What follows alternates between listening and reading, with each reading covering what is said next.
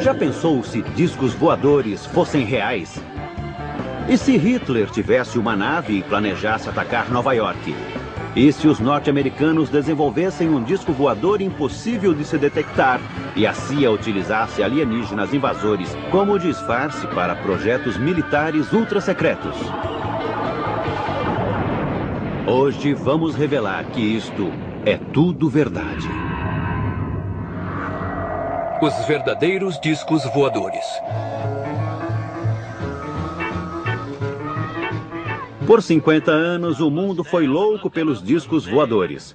A loucura foi tanta que agora há mais ingleses acreditando em alienígenas do que em Deus. Este filme é confidencial. A verdade é um pouco mais confusa. Discos voadores existem, mas eles não vêm direto do espaço cósmico. Surgem da Terra e dos lugares mais obscuros das pesquisas militares.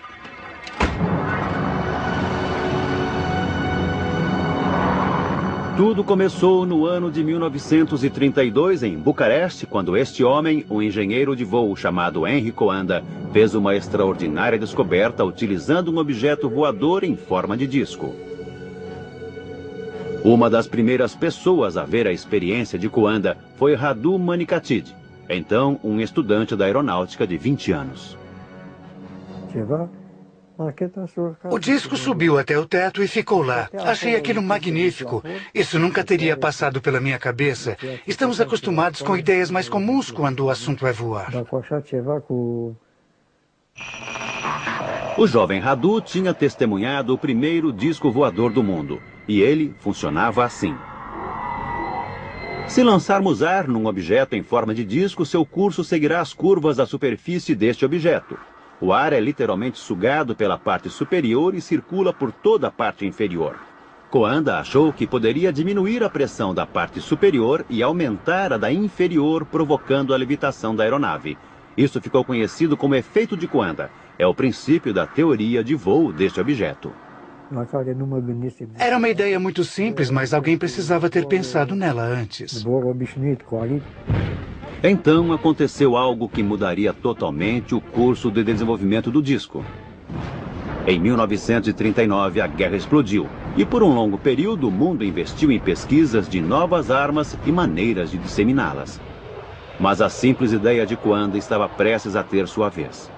O chefe nazista de tecnologia, Werner von Braun, comandou o desenvolvimento de novas armas de seu quartel ultra-secreto em Peenemünde, na Alemanha.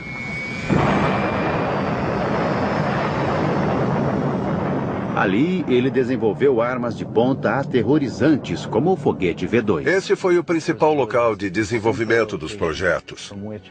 E ele funcionou por um longo período. Mas o que poucas pessoas sabiam era que a 420 quilômetros dali, em Praga, os nazistas tinham uma base de pesquisa ainda mais secreta e estavam trabalhando numa nova e fantástica aeronave.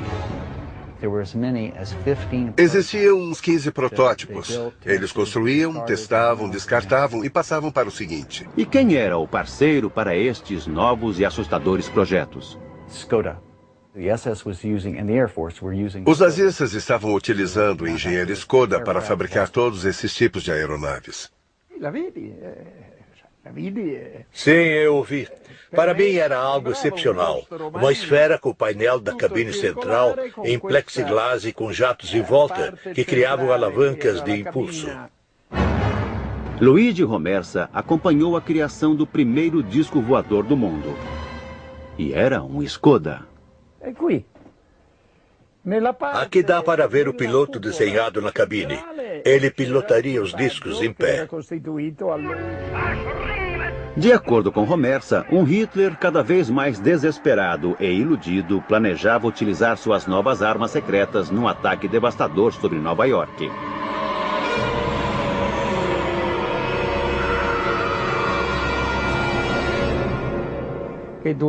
Certa vez, Hitler disse: Deus me perdoe pelos últimos 5 minutos da guerra. Ele queria utilizar as armas que havia desenvolvido.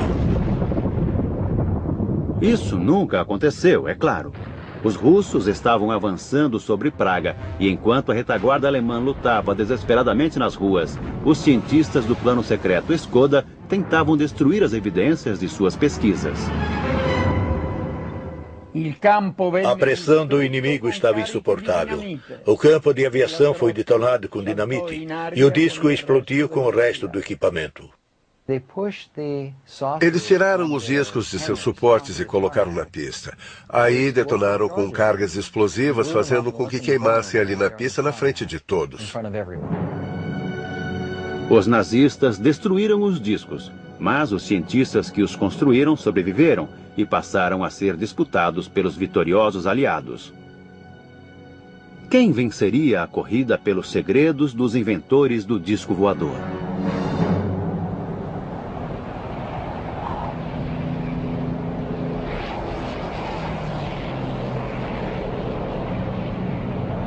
Em 1947, o piloto Kenneth Arnold estava sobrevoando as montanhas no estado de Washington quando viu 9 objetos cruzando o céu a velocidades incríveis.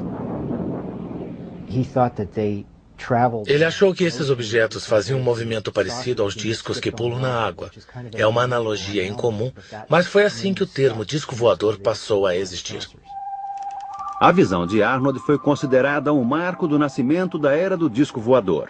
Isso provocou não só furor na opinião pública, mas um frenesi estimulado pela paranoia. A inteligência norte-americana chegou a pensar em espionagem dos soviéticos. Porque nessa época estava começando a Guerra Fria. As forças aliadas estavam para ser quebradas. Os aliados da Segunda Guerra Mundial tornam-se inimigos. Uma cortina de ferro se fechou em volta da Polônia, Hungria, Iugoslávia e Bulgária. Em público, leste e oeste montaram um enorme espetáculo com seus melhores equipamentos bélicos, mas também existia uma guerra secreta, uma competição cruel para dominar a ciência e os cientistas nazistas. Quem controlasse esta tecnologia após a Segunda Guerra estaria militarmente um passo à frente. Russos, franceses e britânicos, antes unidos, agora lutavam entre si para obter essa tecnologia. E foi por este motivo que o governo norte-americano ficou tão alarmado com os discos vistos pelo piloto Kenneth Arnold.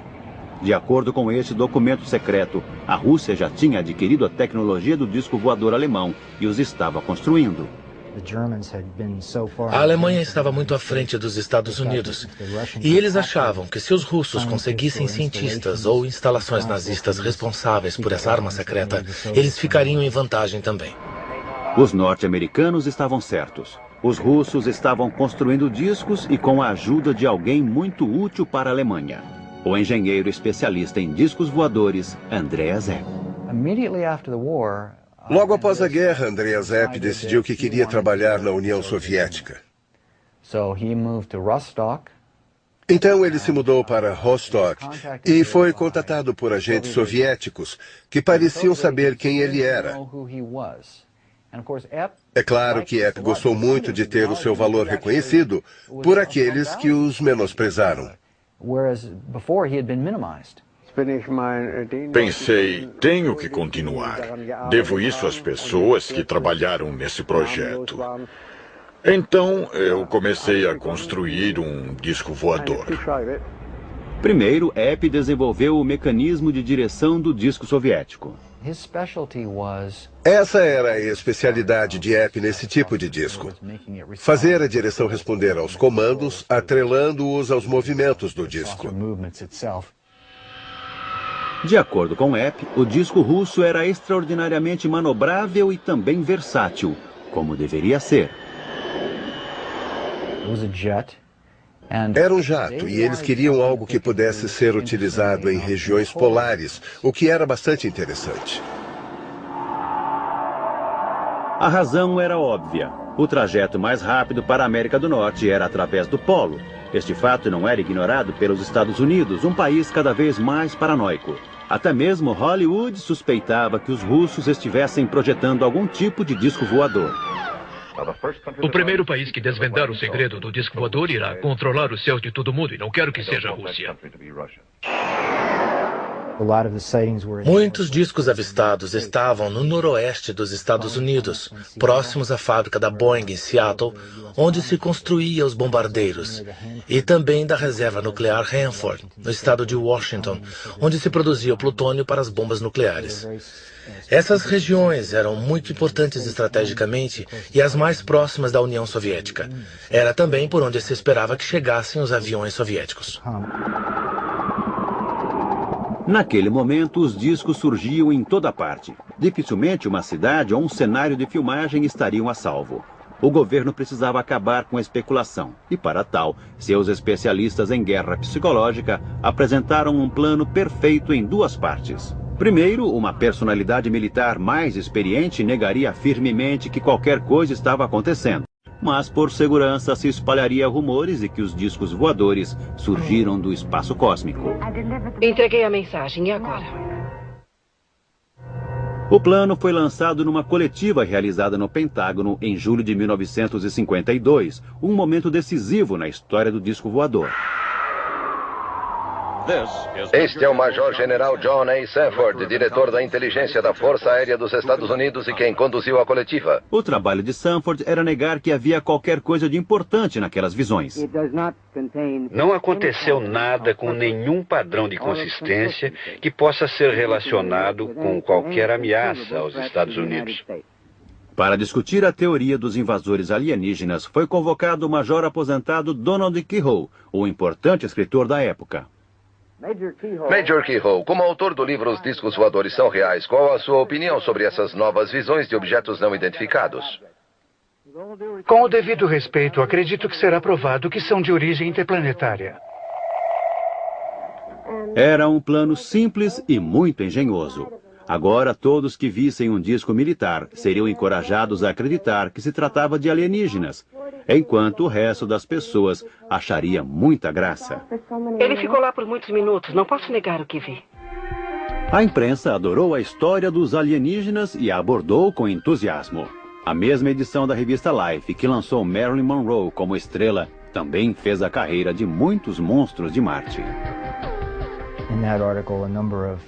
Naquele artigo foram entrevistados alguns governantes anônimos e especialistas militares, e eles sustentaram a ideia de que discos voadores não poderiam ser fabricados pelo homem, nem seriam armas secretas ou fenômenos sobrenaturais.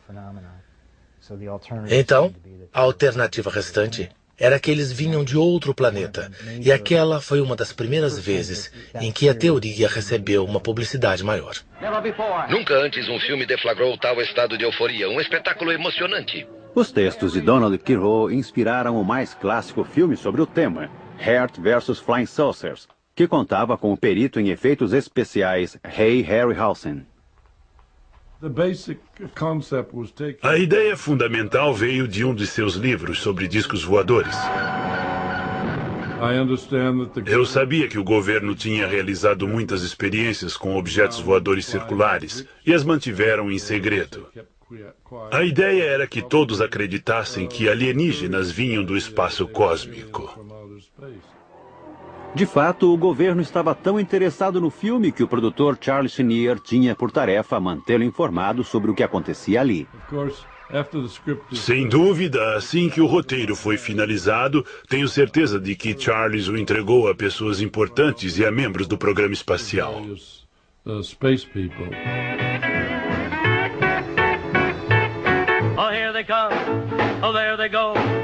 Mas enquanto os cidadãos norte-americanos olhavam para o céu com graus diferentes de preocupação, os homens de preto enxergavam além. Estavam desesperados para construírem seus próprios discos e, como os russos, procuravam um cientista nazista experiente para ajudá-los. Em 1945, quando os nazistas se renderam, o exército norte-americano estava preocupado que os cientistas alemães caíssem nas mãos dos soviéticos.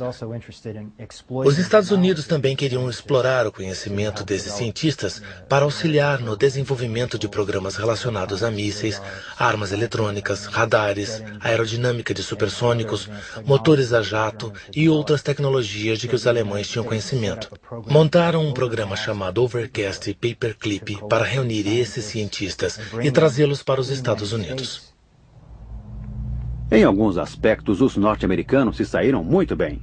Eles arrebanharam o chefe de tecnologia nazista Wernher von Braun e o tornaram um valioso membro da organização militar.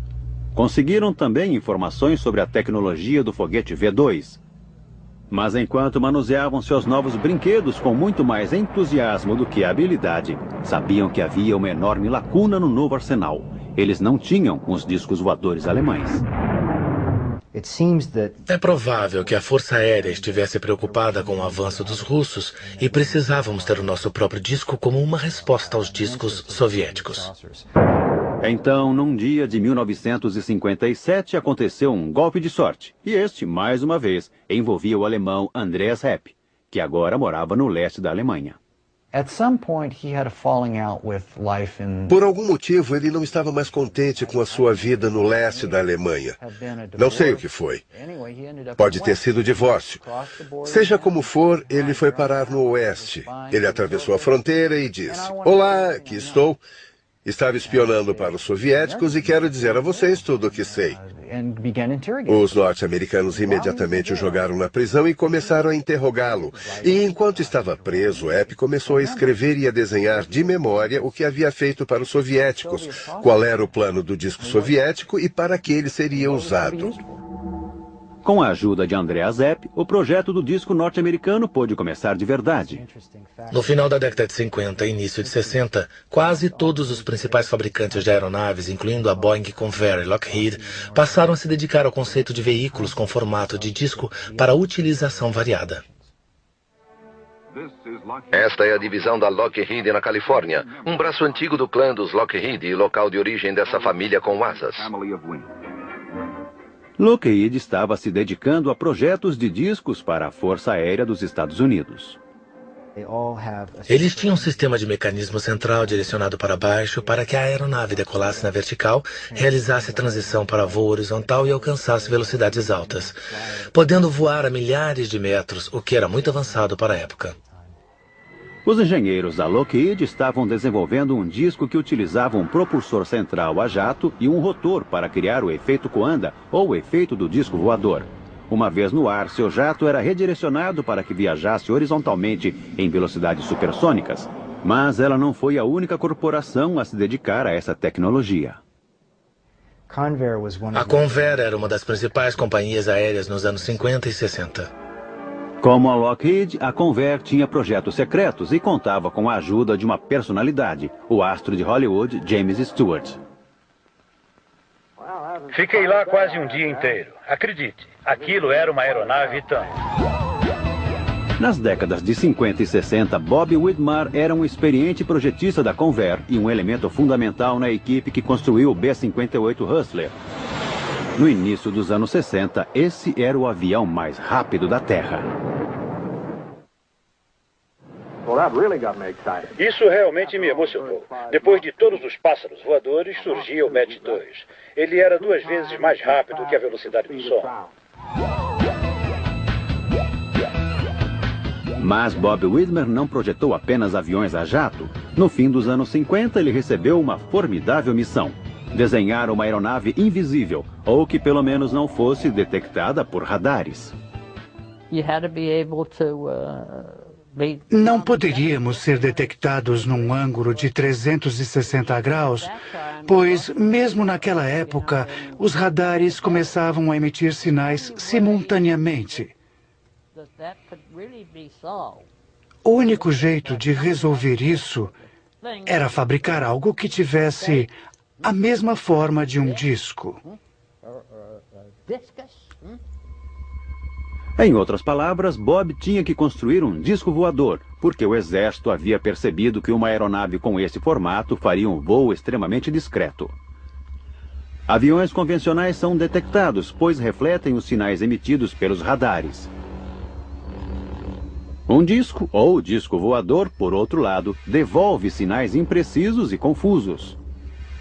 O projeto da aeronave invisível ao radar causou um enorme alvoroço nos círculos militares. E um dia, algumas figuras sombrias visitaram Bob. A primeira vez que me procuraram, eu não sabia quem eles eram. E eles não me disseram, a CIA me mandou aqui, veja meu distintivo. Eu me tornei um membro do clube. Não sei se era realmente a CIA. Isso nos mostra a forma como eles eram sigilosos. De fato, a CIA estava sendo até mais misteriosa do que o normal, porque não combatia somente inimigos dos norte-americanos. Era uma guerra secreta contra a própria Força Aérea dos Estados Unidos, que não poderia ter conhecimento sobre os aviões invisíveis. Eles enganavam, mentiam, eram desonestos. Para encontrá-los, por exemplo, eu tinha que ir até edifícios de Washington que ainda estavam em construção. Reservas aéreas eram feitas com nomes falsos. Era difícil para mim e para minha esposa. Pediam-nos para fazer essas coisas, mas tudo era um amontoado de mentiras. Chegamos ao ponto de não poder dizer mais o que era real, porque tudo era falso. Bob relutou, mas concordou. Desenhar um objeto em forma de disco imperceptível ao radar. Eu nunca faria isso novamente. Sofrer essa pressão, viver nesse clima falso. Não podíamos falar com ninguém, exceto em alguns lugares escolhidos por eles. Tudo era tão confidencial que não poderia existir nenhuma menção ou referência ao plano que levava o nome de Black Project, Projeto Negro. Tudo era muito estranho e misterioso. As coisas eram obscuras ao extremo. Vivíamos na extrema obscuridade. O projeto de Bob nunca veio a público e a CIA eliminou todos os seus registros e desenhos. Bem, eu acho que a nossa história termina assim. Ou não. Enquanto a CIA mantinha Bob na escuridão, outra aeronave estava sendo trazida à luz.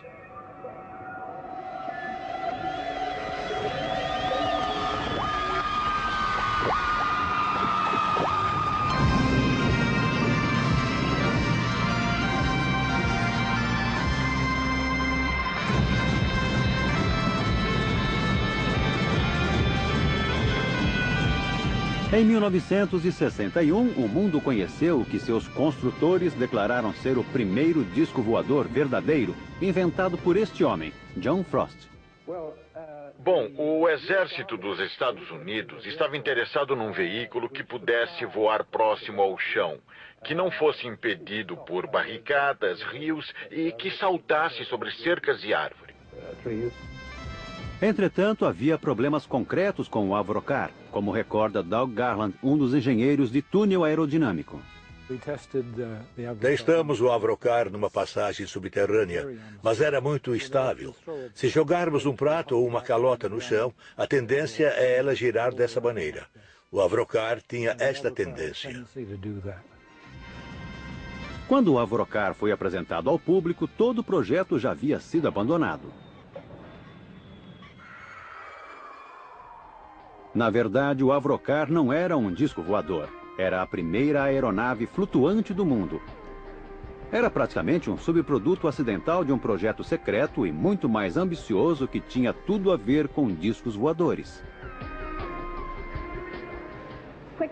Uma pergunta, acredita em discos voadores?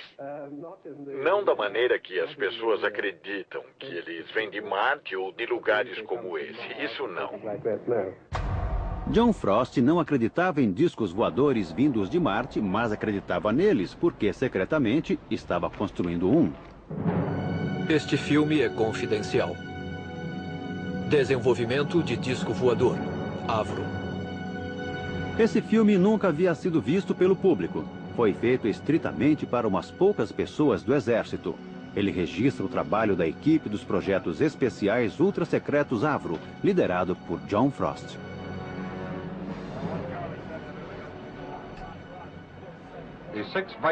O conjunto do motor Viper foi construído pela Avro Aircraft Limited para desenvolver o sistema de força de uma aeronave de plataforma circular. Ele é constituído por uma estrutura com 6 divisões, excluindo a asa externa, a cabine de comando, vias de entrada de ar e os controles de voo. Frost estava construindo um disco voador supersônico com a potência de um enorme jato. Seu codinome, Projeto Y, ou Sistema de Armas 606A. No final, eles perceberam que haviam conseguido um considerável avanço para o advento do disco voador. E também recorreram à tecnologia do disco alemão.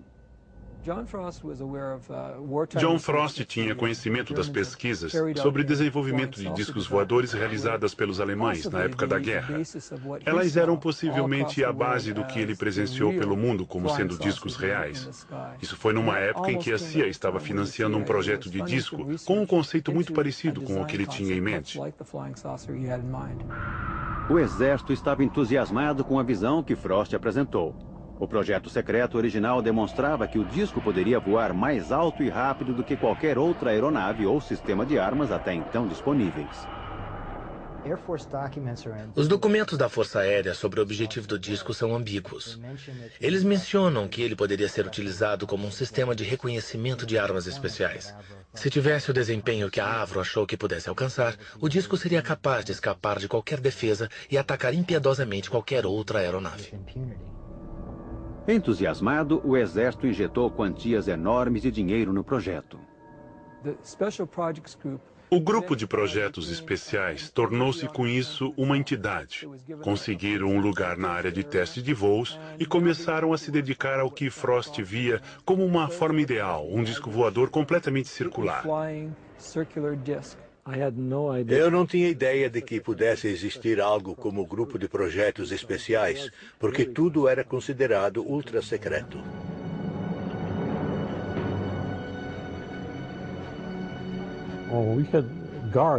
Tínhamos seguranças em todas as entradas o tempo todo. E era necessário o uso de um distintivo especial com um pontilhado colorido que permitia a entrada na área de projetos especiais. Eu era projetista sênior do grupo de projetos especiais. Comecei a trabalhar no 606A como projetista do supersônico para a Força Aérea dos Estados Unidos. E o projeto foi, de fato, o mais ambicioso criado por projetistas da aviação. Uma aeronave com a fuselagem inteiramente fechada, um disco voador. Tudo que Frost tinha em mente era sempre em forma circular. Para mim, ele nunca quis mudar o plano. Acho que era um ideal, porque tinha assim uma decolagem vertical. Mas, na verdade, o fantástico disco voador supersônico que Frost imaginara estava muito longe de se tornar realidade. Seu projeto era uma das utilizações mais autênticas do efeito Coanda e tinha 6 jatos potentes que aspiravam o ar sobre sua base. Isso possibilitava a levitação e o manejo do disco, mas não seria fácil nem seguro testar essa aeronave e seus 6 jatos potentes. Ray Takushi foi responsável pela construção de um equipamento de teste. Era uma forma com 6 lados, e então construímos o mecanismo sobre ele. Quero dizer, a parte interior do 606A com os motores potentes e também com o ventilador. Cada conjunto de rotação está condensado num anel superior e inferior de lâminas compressoras e um anel central de lâminas turbinadas. As lâminas turbinadas estão alinhadas num tubo de exaustão que está associado à estrutura fixa. Ken Lockwood foi outro engenheiro do grupo de projetos especiais. Eu era engenheiro de execução. Havia me dedicado a projetos supersônicos na Inglaterra. E quando fui chamado, eu não acreditava que o projeto fosse tão incomum. Cada divisão do motor Armstrong Siddeley Viper serve como um gerador para impulsionar a combinação do compressor turbinado de localização central. De fato, é uma aeronave com tamanho padrão, uma construção de concreto para testar os motores e os sistemas que se transformarão nos sistemas de armas 606A.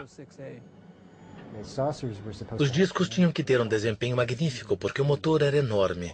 Produzia tanta propulsão que a aeronave poderia decolar verticalmente e, de acordo com os estudos, poderia voar numa velocidade de 3 a 5 mil quilômetros por hora. O ar entra no compressor e, após passar pela asa interna, é liberado por uma série de aberturas. Então veio o período de teste.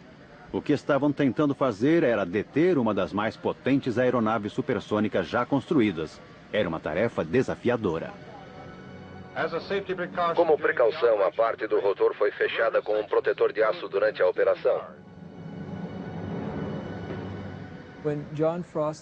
Quando John Frost ativou a potência máxima, o local foi evacuado. E havia uma ameaça iminente de tudo ir pelos ares. As células de combustível da aeronave poderiam explodir e tudo seria destruído. Foi um momento assustador. O motor ficou fora de controle e quase destruiu todo o projeto do disco. Todos desapareceram e foram se esconder atrás do prédio, exceto uma pessoa. Um dos engenheiros presentes no teste foi até o disco e simplesmente interrompeu a linha de combustível que vinha do motor. Depois disso, eles consideraram perigoso continuar e abandonaram tudo. O avião espião U-2 da CIA foi um Black Project, projeto negro clássico. Funcionou em absoluto sigilo por mais de 8 anos. E teria continuado em segredo até hoje se não fosse o dramático acontecimento em 1960, quando o piloto de U-2, Gary Powers, foi abatido na Rússia e detido por 2 anos até ser trocado por um espião russo. A própria CIA afirma que 50% das imagens de objetos voadores não identificados foram provocadas pelo U-2. O U-2 voou mais alto do que se acreditava que um avião pudesse voar. Não é de surpreender que a sua aparição, principalmente quando vista de outro avião, causasse tanto medo e admiração. Mas o fiasco do U-2 serviu para provar ao menos uma coisa. A não ser em caso de queda, a história de discos voadores alienígenas é um disfarce bastante eficiente para uma aeronave secreta em forma de disco. Pode-se manter a mentira por anos. Me assusta quando fala assim. O disco de Frost desapareceu na escuridão do sigilo oficial. E os observadores de OVNIs dos Estados Unidos fundaram uma organização. Em Washington, um grupo fechado e não oficial conhecido como NICAP, Comitê Nacional de Investigações de Fenômenos Aéreos, convocou uma conferência e reacendeu uma antiga discussão com a Força Aérea. O NICAP foi a principal voz da teoria do disco voador. Era dirigido por um importante escritor de ficção, o mesmo que havia lançado a ideia dos alienígenas naquela extraordinária coletiva de 1952. 14 anos depois, ele ainda estava caçando alienígenas. O diretor do NICAP, Major Donald E. Kehoe, um oficial aposentado dos fuzileiros, insistiu que a Força Aérea sabia mais do que estava dizendo. Estamos sendo observados por uma máquina que está muito além de nós, muito mais desenvolvida, e deve ser controlada por uma civilização mais avançada. E pela enésima vez em muitos anos, a Força Aérea foi chamada diante do Congresso e disse não estar escondendo nada. Harold Brown, secretário da Força Aérea. Nós não estamos escondendo nada. Tudo parecia tão simples. Os curiosos acusam os militares de encobrir uma invasão alienígena iminente, e os militares negam. Mas ninguém enxerga uma terceira possibilidade de que os OVNIs sejam equipamentos militares. O governo teve muita sorte por esses curiosos entusiasmados serem tão bem organizados.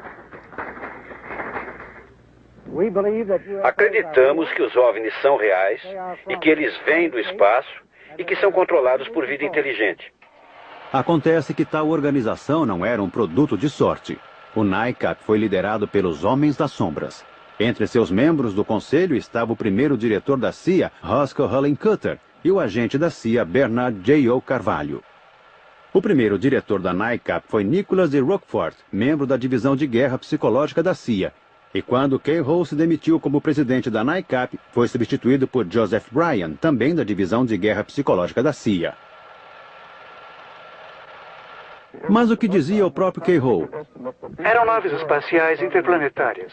Será que ele acreditava mesmo em discos voadores alienígenas ou teria ele alguma ligação com a busca do exército norte-americano pela tecnologia do disco voador alemão?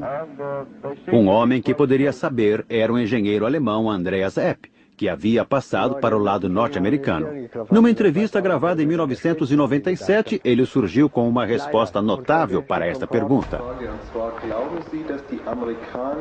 Acha que os norte-americanos queriam manter o seu disco voador em segredo? Desde o começo, bem no começo, o Major Keyhoe estava no Pentágono, na divisão de OVNIs, e eles descobriram que a Alemanha estava construindo discos voadores. Mas seja quem for que estivesse por trás da campanha para propagar o mito dos alienígenas, ela teve muito sucesso. E que melhor lugar para um mito do que Hollywood, a terra dos sonhos. Ano 9 do espaço cósmico.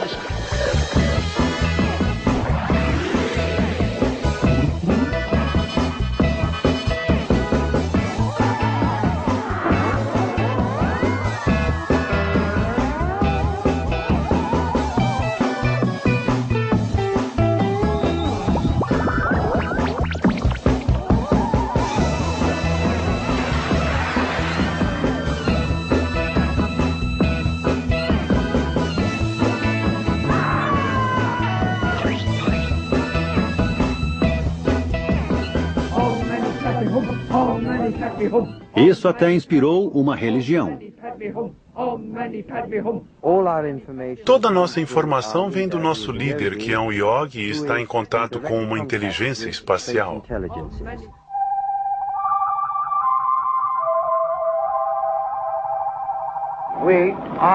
Nós somos seus amigos.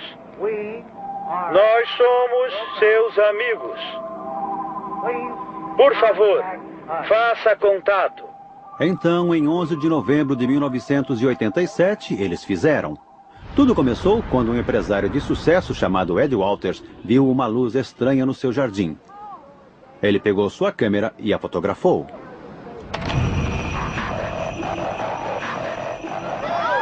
Foi a primeira de dezenas de aparições que viriam nos anos seguintes.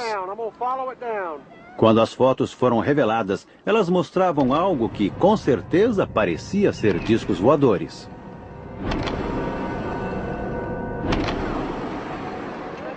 Os discos foram vistos por centenas de pessoas, desde policiais até padres.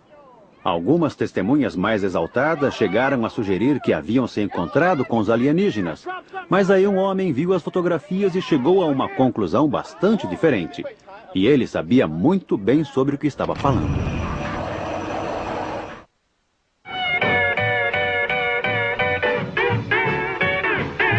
Gulf Breeze, Flórida. Há 17 anos, este foi o local de uma das mais constantes séries de aparições de discos voadores na história dos Estados Unidos. A maioria das centenas de pessoas que viram ficou convencida de que eram alienígenas, exceto um homem. Nem sempre que alguém diz haver algo, isso necessariamente significa que existe mesmo alguma coisa. As aparições precisavam atender a alguns critérios científicos para serem consideradas reais.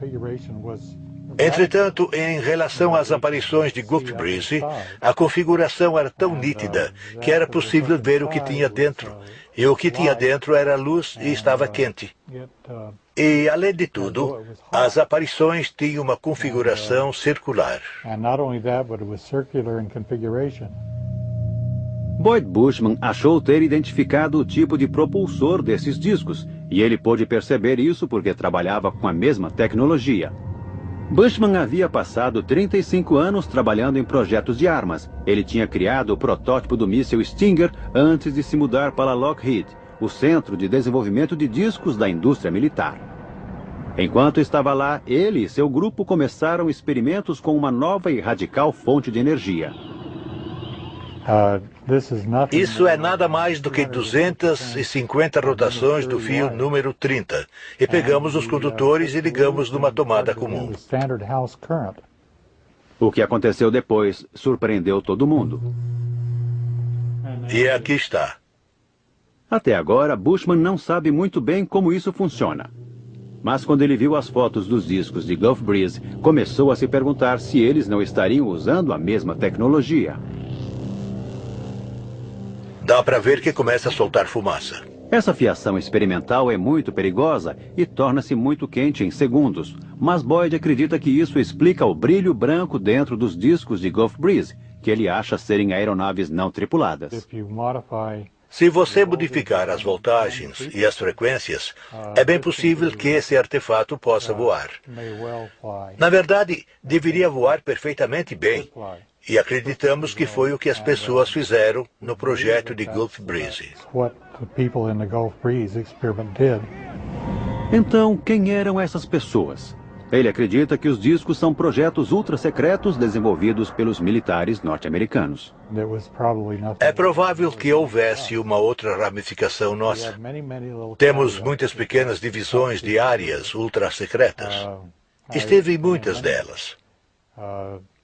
Na verdade, fiz essa descoberta por mero acaso.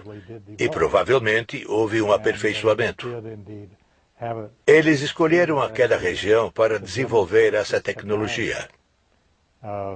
Eles são diabólicos, capazes de fazer coisas como essa, ou até mesmo piores. Eles certamente haviam sido diabólicos antes. Nos anos 70, houve uma sequência dramática de aparições de OVNIs, mas eles eram diferentes. Muitos pareciam ser mais triangulares do que circulares. A especulação entre os observadores de OVNIs aumentou tremendamente. E foi então que esse homem entrou em cena. Seu nome é Jim Goodall. Ele é curador do Museu do Voo em Seattle. Mas em seu tempo livre, faz outra coisa. Vou ao deserto quando tenho chance. Estive lá umas 80 vezes nos últimos 15 anos, nas minhas horas de folga. Jim visita lugares ultra-secretos da aviação para fotografar o esconderijo dos Black Projects, os projetos negros norte-americanos. O melhor jeito para evitar ser descoberto é alugar um veículo de cor neutra. Eu tinha uma rede de camuflagem infravermelha. Colocava sobre o veículo, jogava ramos de sálvia sobre ele, e quando eles olhavam ao redor, não viam nada que chamasse a atenção. Em 1988, Jim tirou uma foto de uma aeronave que havia sido mantida no mais profundo sigilo por mais de 10 anos. Estava com minhas câmeras prontas. Ouvi algo decolando e vi um T-38 no ar que eu tinha identificado. E então apareceu um F-117 sobre minha cabeça. O F-117 é o Stealth Fighter, uma aeronave invisível. Por mais de uma década, ela tem voado nos céus norte-americanos e vem sendo convenientemente identificada como uma nave alienígena. Gastei um filme colorido de 36 poses e só tive umas 2 fotos fora de foco ou escuras. Eu estava tremendo de emoção. Foi um dos momentos mais emocionantes da minha vida. E minha foto foi essa aqui. Olha, esta imagem bem aqui. Com essa foto, Jim revelou a verdade sobre as imagens triangulares. Se você olhar um F-117 de frente, ele parece um disco voador. Então, muitos deles, se não conseguirmos identificá-los, se tornam OVNIs, objetos voadores não identificados. Nos anos seguintes, o número de aeronaves triangulares diminuiu, mas as aparições de objetos arredondados não. Recentemente, a Força Aérea Mexicana liberou algumas imagens formidáveis tiradas por seus pilotos usando o infravermelho. Estranhamente, embora 11 aeronaves pudessem ser vistas, somente 3 foram registradas por radar. Então, teriam os verdadeiros alienígenas finalmente chegado? Ou teriam esses discos algo a ver com os militares norte-americanos? Um grande e querido amigo chamado Ben Rich substituiu Kerry Johnson na Lockheed. 10 dias antes de sua morte, eu estava conversando com Ben e ele disse: Jim, existem coisas no deserto que estão 50 anos além do que podemos compreender. Eles têm aproximadamente 4.500 pessoas na Lockheed. O que eles têm feito nos últimos 20 anos? Estão construindo algo. Papai, quando você esteve lá, você viu alguma coisa? Não vamos começar novamente com essa bobagem de disco voador. Versão brasileira Vox Mundi.